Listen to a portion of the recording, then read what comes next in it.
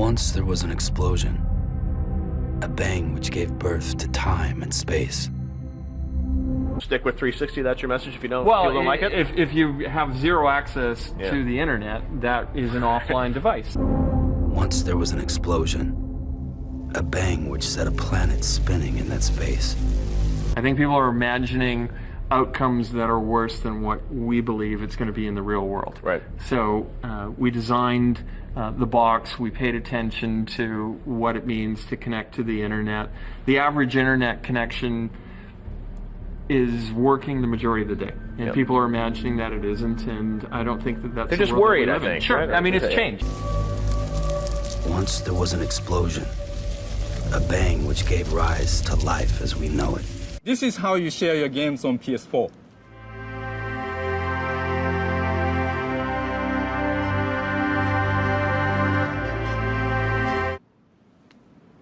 Thanks.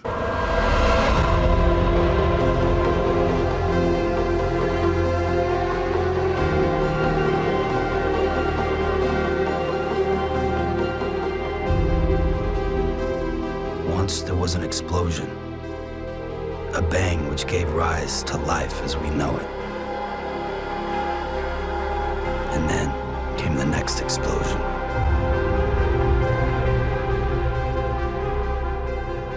An explosion that will be our last.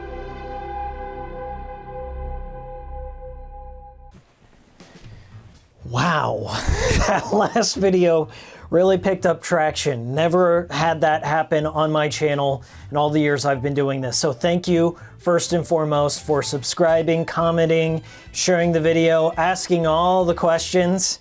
I really did try and dig through and answer questions that I hadn't. I just want to say up front, this video has chapters. Please read the description down below. I may have already answered the question you had. Please don't leave a comment or ask a question that I've already addressed in this video. I'm not trying to be rude. I'm just trying to be as clear as possible, making sure nothing gets confused along the way. When you have so many people coming at you at once, they may misinterpret your intentions. It's not my intention to cause an alarm. I do not hate Sony. As a matter of fact, can we just go ahead and pan over here?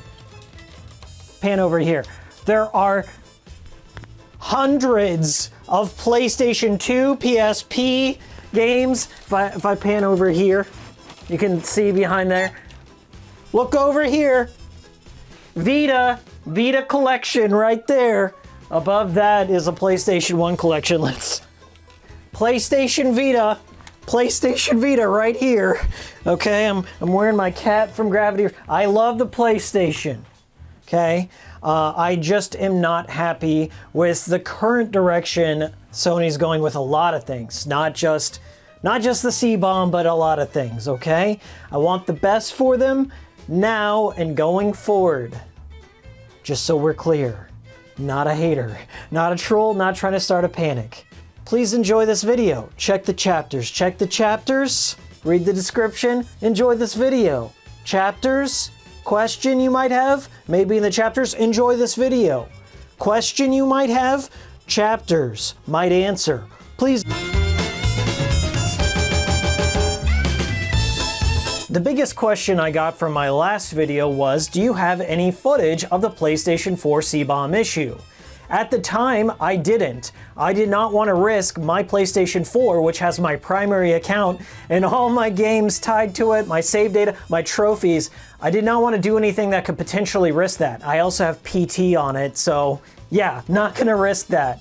So I put out a question to all of my subscribers, hoping that somebody out there might be brave enough, braver than I, to try it. YouTube friends, I'm looking for someone, anyone that is willing to film the PS4 CMOS issue and post it on YouTube. Currently, there exists no footage of someone removing a PS4 CMOS battery and testing digital and physical games without being connected to the internet. Same also applies for PS5, but I doubt many would be willing to try. Would love to get real video proof on either front. I would be up to trying it out on an old PS4, but I'll need to look up how to remove a CMOS CMOS battery. It's a bit of a pain to do. It requires a Torx bit and thermal compound. That same night, Forrest called me and told me he was gonna go out there and buy a second-hand PlayStation 4 Slim. As a huge PlayStation game collector, Forrest was concerned that he would not be able to play his PlayStation 4 games in the future. I sent Forrest a PS4 Slim disassembly guide put together by TronixFix. Now, if you're one of those people thinking to themselves, yeah, if my CMOS battery ever dies in the future, I'm gonna go ahead and replace it myself, it is not an easy task by any stretch of the imagination. It requires special security bits, thermal compound, and a lot of cable management. The way the PS4 was designed is that they put the CMOS battery on the underside of the motherboard, and when you lift that up, it removes the thermal compound that's placed between the processor and the cooling unit. So you have to remember to replace that before you reassemble it. Make sure you keep track of those 40 screws that you have to remove to get at it. For such a critical yet easily replaceable piece of hardware, you'd think they'd make it more accessible. For the heck of it, let's compare replacing the CMOS battery from a system from 2006, the Nintendo Wii.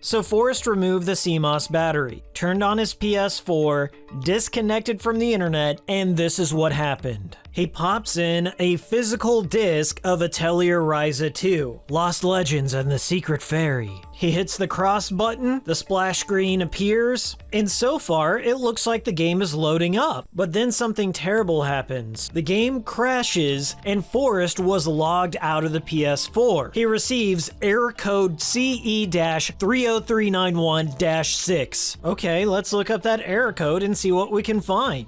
And the first result for this error code leads us back to the Ask PlayStation Twitter account, where a user asks them about the error code, and Ask PlayStation replies, "Hi there, the error code CE-30391-6 means that it is a system error and your console needs service. In this case, we kindly ask you to follow us via Twitter on @AskPlayStation so we can send you a direct message with further instructions. Please let us know once you do." Well, that wasn't specific enough for me, so I decided to go to PlayStation's official support website and look up the error code. And wouldn't you know it, it's not listed anywhere on this site. There are hundreds of other error codes, but not this specific one related to the CMOS battery. It's almost like they don't want you to know what's causing this problem. Let's check back in on Forrest. Forrest was forced to log back in. He decided to eject Atelier Ryza 2 and try out another game to see if that was the problem. So he pops in Tokiden 2. He tries to launch the game and he's greeted with this new message. Cannot start the application. The data is corrupted. Delete the application from the PS4 and insert the disk again. No error code attached to this one.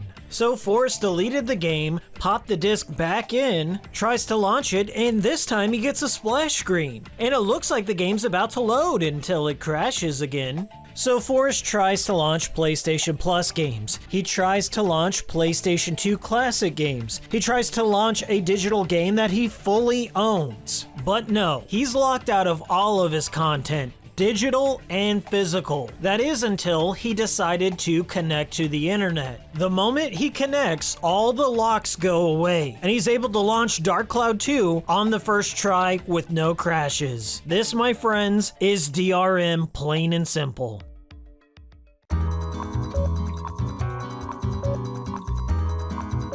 Now, some of you are thinking, okay, this problem's big pie in the sky. It's a big what if, theoretical. If Sony's servers ever disconnect from the PlayStation 3 or PS4, that's whenever the problem's gonna happen. Not necessarily. It has happened once before on the PlayStation 3. This very DRM affected millions of PlayStation 3 users because of a leap year glitch back during the PS3 era. What's up, everybody? It's me, Greg Miller, and Chris Roper. Today, so last night, probably midday, you were playing your PS3, everything was great. It was great, a good Sunday. It was awesome. We're playing heavy rain, all kinds of games, and then all of a sudden, no more games. It all crashed. There's a massive internal clock error with old PS3s. Greg, why don't you show them what's happening here? All right, so yesterday was very simple. I wanted to play some God of War 3. I was very excited. I was almost at the end of the game, and I sat down and turned it on, and all hell broke loose. The first thing that happens is you'll get on, you're going to notice your clock is misset, but then when you click the game, like whatever, I don't care about the clock, big deal, wrong day. Click the game, you get through the title screen, and then this happens. The old 81050F. It's bad news. What it does is stops you from playing the game. It says, registration for the trophy information cannot be completed. The game will quit. You click out, it quits. It says, please wait. The worst part about this is that the game I was going in to play was God of War 3. If you're going into your game Roper to play through this, it quits. It corrupts your trophy data on your local system. Yep. So basically, you scroll up here to your normal trophy collection, and then bam, they corrupt the data where all my God of War trophies should be. Yeah, now, as an update to this, Sony right now is admitting that there's a problem, saying, yes, the internal clock got messed up. It thought it was a leap year. It's basically what it was. And when it hit Greenwich Mean Time, where, first time it hits the next day, then the whole thing became screwed up. I turned it on yesterday. The first thing I got here is that it was 12/31/1999. You can't even manually set the clock in the PS3 back to 1999. Yeah. Now, all of this started because Lance McDonald had pointed out that the PlayStation 4 was locked out of both physical games. Do I have one? I do. Physical games and digital games. So all the thousands of smug, I only go physical games. This is why I go physical games. Never buy digital. Guess what? You're affected too once the CBOMB hits your PlayStation 4. Sorry.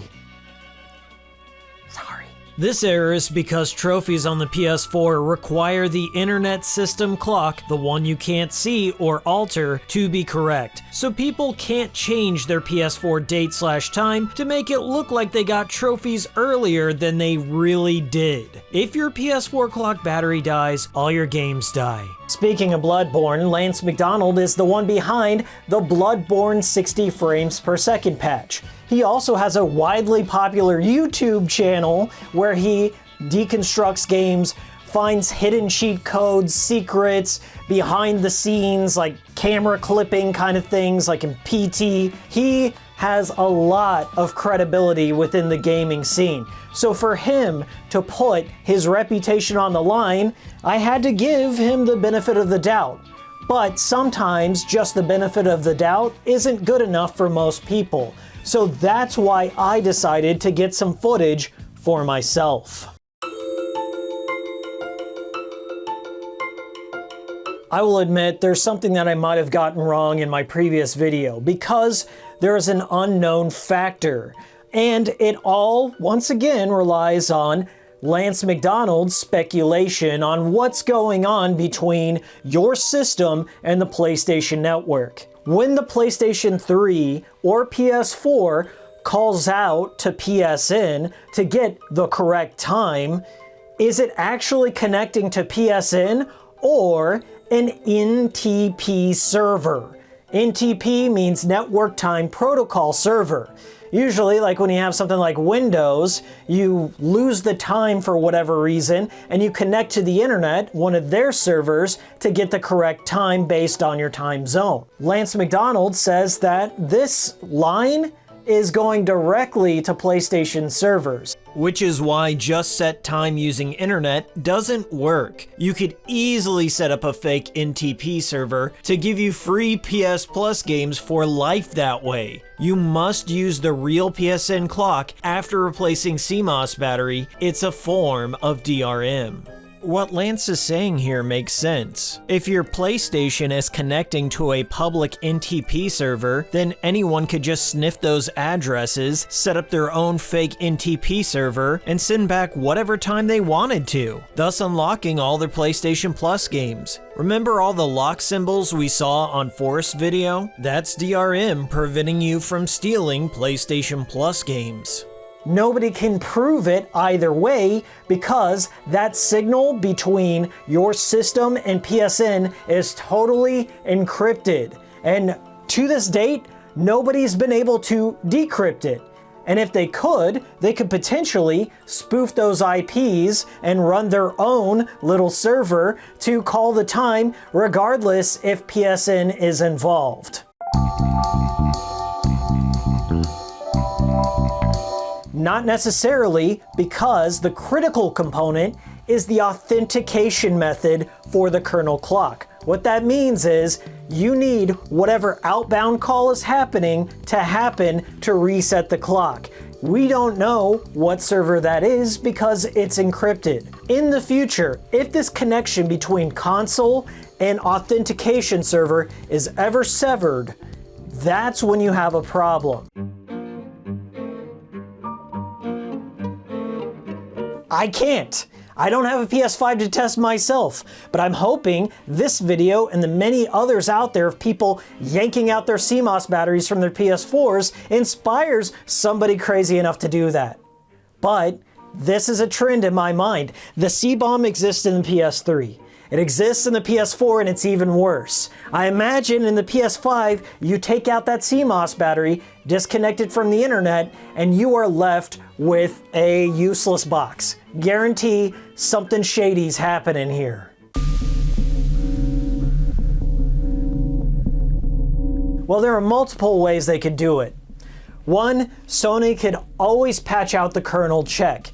Like Lance was saying, if they're so concerned about trophies, then why not disable the trophy component until it connects back online? That makes sense. That's tied to your PSN account. Another solution is Sony leaves the authentication servers on forever. They just leave them on forever. Probably not possible, probably not the outcome, but that's probably the only way to avoid millions of PlayStation 3s and 4s becoming e-waste in the far future. 3, a lawsuit comes about. Sony has to either repair or pay the difference out for each one of these systems that is locked out by this DRM. I don't know if that'll happen either. In my last video, I asked if it was legal or not for Sony to block you, the customer, from your digital, and now, as it turns out, physical purchases, either from a hardware or software failure, whatever the case may be. Do they have the legal standing to do so? A YouTube lawyer by the name of Hogue Law made a video as a response to my last one. I'm going to share some clips from that, and I hope it helps clarify that you really have no rights. No rights at all. The biggest issue in this section is that they say that SIE may, at its sole discretion, discontinue supporting software at any time, and SIE has no liability for such discontinuance. You can't sue them for money, for liability. You might be able to bring some kind of action to say, hey, you have to fix this for us. In fact, the video that brought all this up suggests an end-of-life plan that just says, hey, we turn off the clock checks if we stop supporting the PlayStation Network on these various consoles, which would seem to be easy enough to do. Obviously, what is easy enough to do isn't something that these corporations always do, but it's worth holding their feet to the fire on that kind of thing. Worse, if you're looking to start a class action, is that any dispute resolution proceedings, whether in arbitration or in court, will be conducted only on an individual basis and not in a class or representative action, or as a named or unnamed member in a class consolidated. You also agree, before you do any of that, to negotiate resolution of the dispute for no fewer than 60 days. So they got brakes on the whole mechanism. They force you into arbitration. If you kick it out to court, you can't bring a class action. They've got themselves protected in a number of different ways here. You've got hurdles. That's what I want to impress upon people more than anything, is you've got this black letter language in the contract that says no court cases, only arbitration, good faith negotiation, what we might consider mediation, for 60 days before you even get to arbitration. And if somehow you kick this thing out into court, you can't bring a class action. You all have to bring this action yourselves.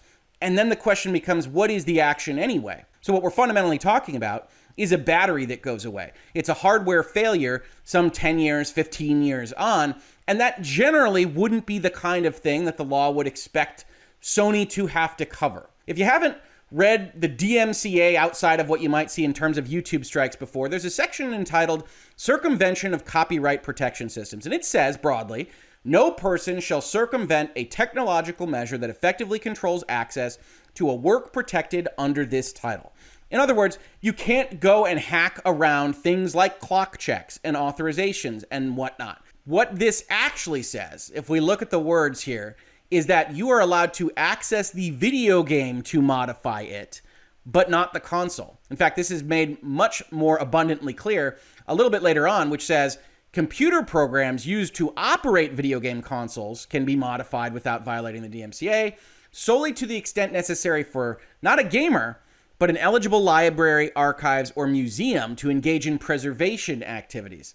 Said another way, what this says right here is that video games can be modified. The game itself, you could go in and figure out how to hack it in order to say that you don't have to check for a clock if the authentication server at the PlayStation Network were taken down, but you'd have to figure out how to get in there through the console without breaking the console, and you would have to do it for every single video game because this is an umbrella problem.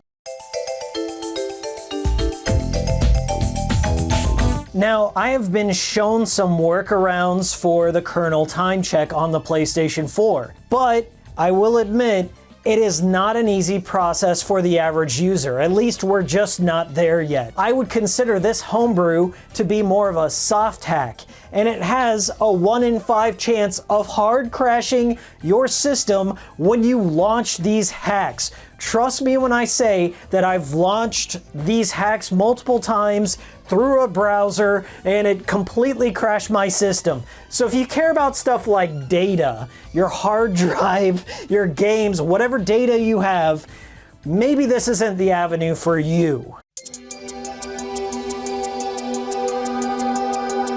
The only piece of advice I'm going to give everyone out there is do not buy from resellers. Stop right now. No one should pay hundreds of dollars for the Ratchet and Clank collection or Sly Cooper, Tokyo Jungle. Like, I love those games, but no. See, there are opportunists right now that are preying upon the fear of missing out. Sony did you no favors. There's no sales on the PlayStation 3 store, the Vita store, PSP, no sales. There is no benefit for you, the customer, to go out there and perpetuate this ecosystem of terrible practices. Wish there was a better alternative. Wish Sony would just leave the stores open. Wish GameStop would still carry PS3 games. Wish that COVID didn't wipe out all my favorite retro game stores. But no, now it's a vulture market. All the resellers know what they got and they know that you want it. It's up to you, do what you want with your money, but takes about 10 minutes on YouTube and you can figure it out on your own if you know what I mean. I think you do. This whole thing is on the radar. There have been people nonstop since this story broke tweeting at PlayStation trying to get an answer, and they have not replied. They probably won't. Why would they admit this flaw? If they say something, they're gonna draw all this attention to them. They win nothing in the end, okay? They stand to win more if they stay silent. If they somehow patch it out during the end of life. Could still happen. Or maybe not at all because of trophies. I just want to say this is all because of trophies. This all got started because I was curious. I tried this experiment, all the stuff that people were telling me about the PS3 CBOMB, I tried it for myself and I found it to be true. So it really doesn't hit home for people until they've taken apart their own system, ripped out the CMOS or had a dead CMOS, disconnected it from the internet and tried to launch a game. It matters more when you've tried it yourself. So don't take my word for it.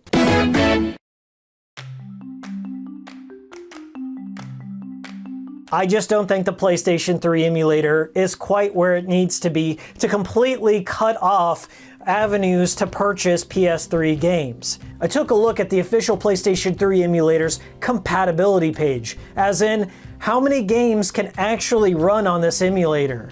and it's sitting at about a 59%. Rounding up, I guess it's a D-, but to me, that's not good enough to completely abandon all of these legacy titles.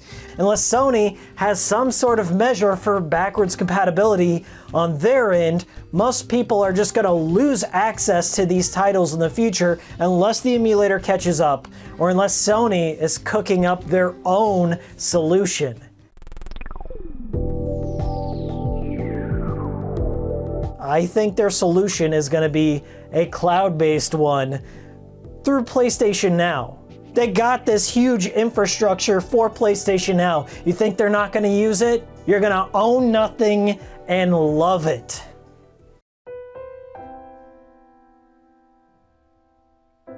Well, that's about all I got to say regarding the CBOMB. I want to give some thank yous to Does It Play for letting me know about the PS3 CBOMB, which kicked off this whole series of videos, Lance McDonald for their research and their continued patches for games that I love. I can't wait to play Bloodborne in 60 frames one day.